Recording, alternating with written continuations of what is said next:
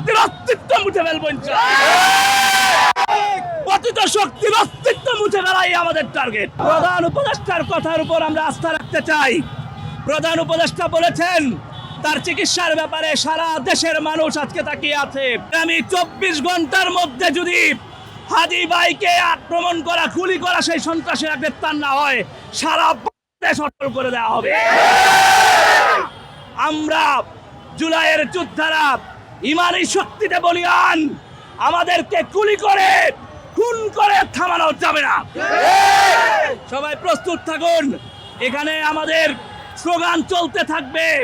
আমরা দেখতে চাই আপডেট কি, স্লোগান, আন্দোলন, কর্মসূচি চলতে থাকবে। আমরা এখন এখানে অবস্থান করব, পরিস্থিতি পর্যবেক্ষণ করব, তারপর সময়ে আমরা আপডেট করব ইনশাআল্লাহ।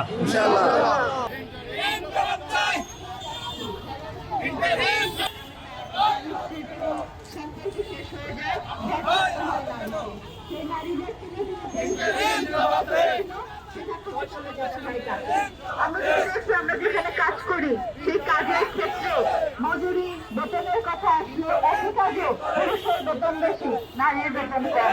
একই রকম কাজেও বলা হয় এখানে আপনার নিরাপত্তা, সেই নিরাপত্তাটাও আমাদের থাকে না। আমরা রাস্তাঘাটে চলি, আমাদের সাধারণ নিরাপত্তা এখানে দেওয়ার মতো নাই। আমরা গাড়ি ধরে চলি, সেখানে আমাদের নিরাপত্তা নাই।